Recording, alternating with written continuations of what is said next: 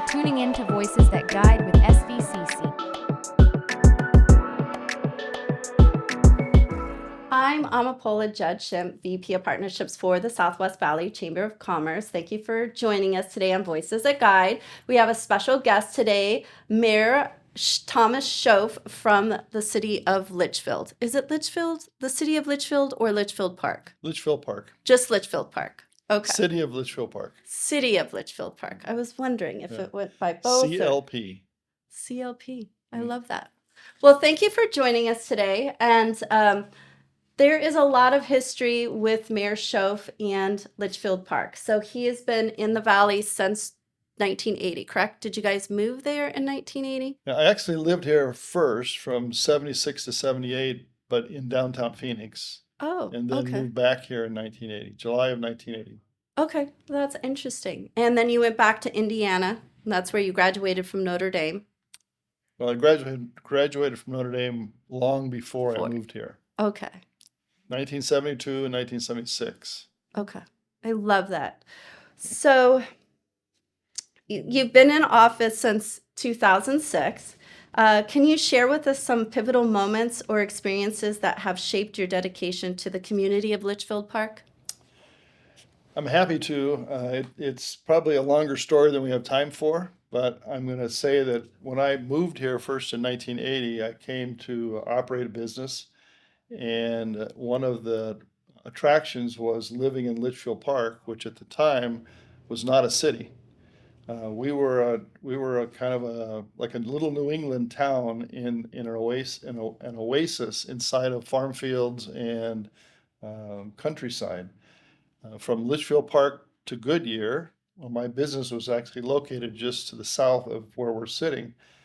There was basically a 2-lane road that had 2 stop signs to get from Litchfield Park to my office. So it's about, I don't know, 3 or 4 miles, and there were 2 stop signs.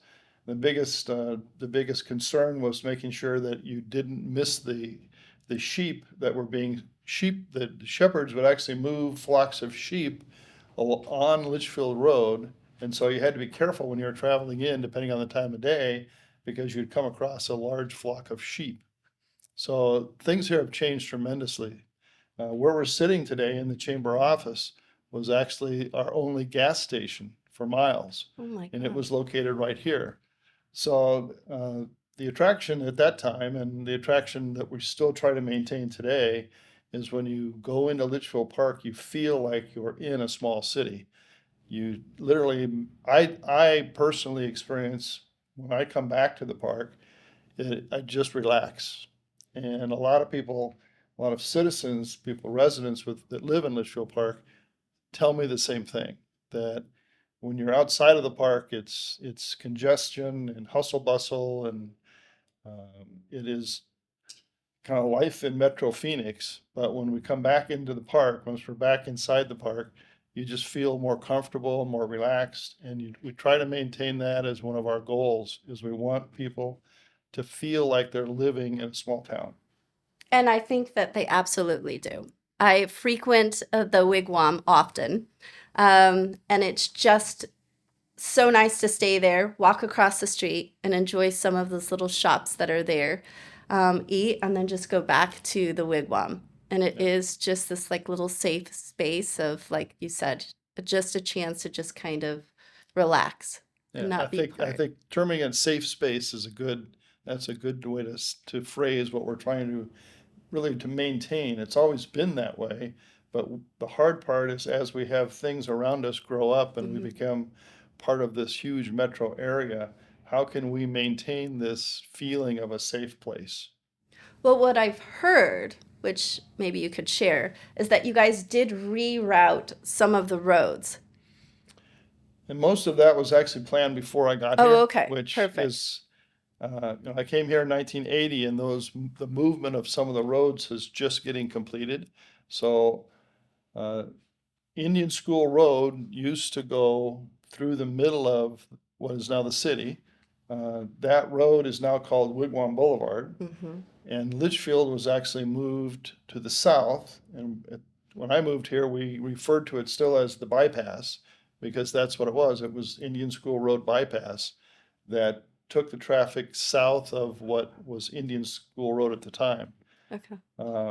And then we did the same thing, or same thing was done with Litchfield Road. So Old Litchfield Road was Litchfield Road at the time. And actually, at the time when I first came to Litchfield Park, it was still Litchfield Road. But then very shortly in that 79 to 80 time frame, Litchfield Road there was a bypass built, which now goes around Old Litchfield Road, and that bypass was Litchfield Road bypass, but now it's just referred to as Litchfield Road, and the old Litchfield Road is referred to as really unique terminology, but we refer to it as Old Litchfield Road. I love that. But it helped like keep this little area, your little area in Litchfield Park, like really quiet. It did. The idea was to try to keep the traffic out Yeah. of the original part of Litchfield Park. I think you've done a great job. So, your involvement in both local and international business ventures is impressive. How has your experience influenced your approach to leadership and your vision for the growth and prosperity of Litchfield Park? I was very fortunate in that I did business in both inside the United States, in both Arizona and in Indiana. I had a business in Indiana until in both places through about 2010, and some of those business ventures led me outside the United States. So I did business in Singapore. I sold product into a variety of countries in Europe and in South America and in Asia. So I had opportunity to travel, business travel into a variety of places around the world. And it was a unique situation because at the time, for much of the time that I was traveling away from Litchfield Park was still a little oasis in the middle of farm fields. And I would go to places like Singapore, which was a huge metropolitan area. It's a city nation that has got a tremendously different atmosphere, obviously, than what we had here. But I was able, in those kinds of travel, to see life in different areas and think of things that might be interesting in Litchfield as you came back. So particularly in Europe, you see a lot of outdoor dining Mhm.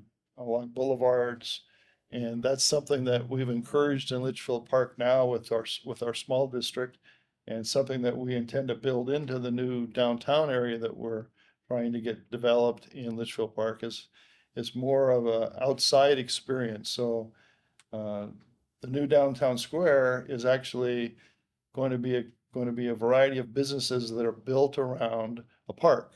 I love And the idea is to try to get the park to be part of the businesses and the businesses to be part of the park. And a lot of that concept came from some of the things that I saw when I traveled. I love that. And you definitely feel that. So whenever I go visit and eat outside, I see a lot of people running, walking, riding their bikes to that downtown area where they are able to eat. Or even, like I said, the people that are staying at the wigwam and walking over and then walking back, which Yeah. is so nice. This whole Southwest Valley was shaped by Paul Litchfield, and one of the things that he very strongly supported and incorporated as Litchfield Park was laid out was the concept of a walkable community, Mm. and a community where you actually, as much as possible, you would live and work and play in your community. And so we try to continue that philosophy as we look at how we build out Litchfield Park. And I love that. And I think leads to the next question, which is Litchfield Park has experienced significant growth since you've been in here, since the 1980s. So you've seen the transformation over the years. Can you reflect on some key changes you've witnessed since your initial tenure as mayor?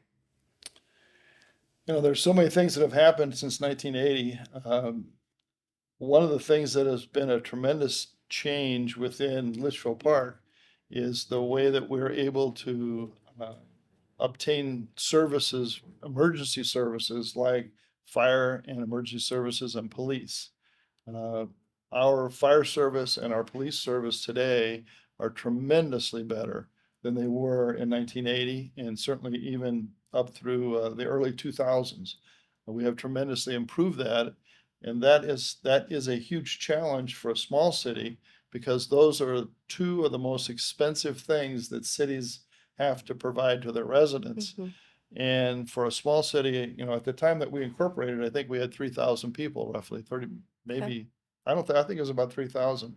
So how do you pay for things like police and fire that each of them cost $1 million plus a year? How do we pay for that with a city of 3,000? So being able to bring that to the city, I think is one of the things that is a tremendous accomplishment for the city and for the council, and to be able to get that accomplished. Um, I-10 in 1980, there was no I-10 in West Phoenix. Hmm. I-10 ended at the Durango curve, which is Oh. down where I-17 and I-10 hook up today. That's where I-10 going to the east or west, that's where it started. And there was no I-10 until you go out as far as Tonopah. So just seeing the completion of I-10, having some hand in some of the policies that were set up to not only complete I-10, but then widen I-10 so that it was able to deal with the growth that we've had out here. That's another tremendous change. It's a tremendous change to our community and to our region. And then when we add in things like the 303, it dramatically impacts the way that this area is growing and how it will grow in the future. Yeah, well, and I love that. And I love that you do a partnership with the city of Goodyear for fire, right? Correct, And correct. then the city of Avondale for your police. Correct. So as far as partnership. So I do love how all of you guys are a true partner. And that's We're why fortunate. that's why I love my 5 cities that I work with. And it just seems like you guys all really are there to help and support each other. So We are, and a lot of that actually traces back to Marie Lopez Rogers, who was the mayor of Avondale. yeah. When I first was elected as the mayor of Litchfield Park, she came to me and said, why don't we get together as the 5 mayors? Actually, why don't we get together as the 10 or 11 mayors on the west side and have dinner together once a month? And so I worked with her to try to organize that. And it was very difficult. We literally, I would guess it took us a year to get even half of the mayors to meet for dinner Oh, wow. once a month. And it's grown now to where all the mayors on the west side, all 11 of us, we meet every month for dinner, and we're able to share our vision for what's happening on the west side, and to try to coordinate areas where where our growth and somebody else's growth is in conflict. So we try to keep things more in a more orderly manner, and in growth in a way that does not negatively impact residents. Yeah. Well, I love that. And I definitely feel that from all of the mayors that are within our chamber. So, how do you envision the city's continued evolution in the upcoming years? Well, our city boundaries are set, so, Yeah. excuse me, we are in the process of doing what we call build out. So we're filling in the last parts of areas that are going to be developed.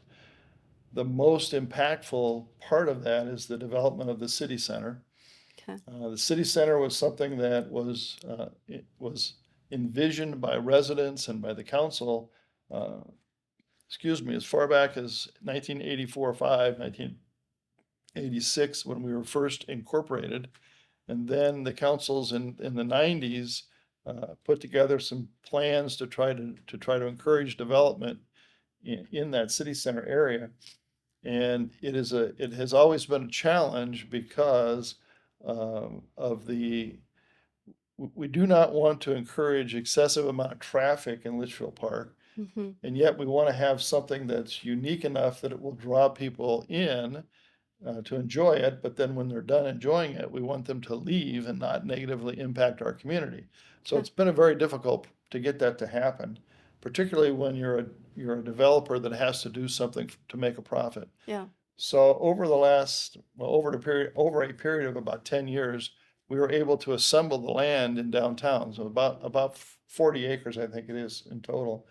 And we now have been able to save and raise enough money to do a development in that area. We're putting all the infrastructure in now, and that infrastructure will be done in the next 16 months or so. Okay. And then we hope to see that build out with a very vibrant, walkable business area, probably along with some residential in the form of condominiums and maybe some office space that center around this park. And so that I think that we'll get that accomplished, and that will tremendously change the opportunities for our residents in terms of recreational things, restaurants and retail that they will be able to enjoy, and it will be something that people enjoy from across the Southwest Valley. At the same time, we're working on developing the corner of Camelback and Litchfield Road. There's a hilltop there. Yep. That hilltop is is a home that was originally built by Paul Litchfield, and it was literally a guest house that he used to bring people from around the world to come in and visit this area. Some very powerful and famous people over the years came in and stayed there and visited with him, and saw just different kinds of business ventures with Goodyear Tire and Rubber Company. So the Denny family, which is the wife was a descendant of Mr. Denny, Mr. Litchfield, they gave that hilltop to the city. So, excuse me, the old family home, the Paul Litchfield homestead, is going to become the Litchfield Park Historic Museum, and that there's been a fundraising drive that's been going on for a couple of years now. The Historic Society is at the stage where they're ready to do the refurbishment and move their headquarters into the old homestead, and then they have a museum planned as a phase 2. So in the next, it may take 5 or 6 years or more. There will be a very important historic society and museum that honors the whole west side up on the hilltop. We also have a couple of other activities that we hope will be going in there. We're working on agreements with, I think it's called the Farm and Ranch Experience. Okay. There are a couple more of the old Denny homes that are there, the old Litchfield homes that are there, that they're going to use for their headquarters. And we have an agreement with the city of Goodyear to move the old Litchfield train station, which has been in storage for a decade probably. We're going to move that train station to that property, and then it's going to be incorporated with exhibits from the Farm and Ranch Experience. Oh, I love that. Well, it's a perfect location. Yeah. So that whole, as we build out that area, it's going to also offer a variety of changes for the west side, because Sun Health is also developing the remaining acres, and part of what they want to do is to put in a farm experience with an organic kind of farming process. They haven't decided exactly what they're going to grow, but it's going to be a situation where they're going to have a commercial venture built around farming on that corner. Yeah. So that's going to be a very important area for us also. Well, this is amazing. We truly appreciate you coming in today and sharing this. Litchfield Park is so full of history, the history of not only Litchfield Park, but the West Valley area. As I've talked with Lisa, who is on our board, that's part of what they're trying to do, is to track the history of not only Litchfield Park, but the history, because you surround and impacted this whole area here as Correct. far as the growth and development. So we look forward to helping in any way that we can for this, getting that up and going. Any If you could help assistance us we raise can. a couple $1 million, Yes. if you could do that, that'd be really a big help. Well, please log on and we'll get you a QR code to donate, because this really would help out the city of Litchfield. So Really, yeah. the Historic Society, the Yeah. Litchfield's okay, but the Yeah. Historic Society needs Yeah. to raise another couple $1 million. I love that, but we definitely want to be part of that and help in any way that we can. But again, thank you so much, Mayor Schoaf, for coming on and sharing your history with the city of Litchfield. And please follow us on YouTube, and thanks for joining Voices That Guide. Thank you for tuning in to Voices That Guide with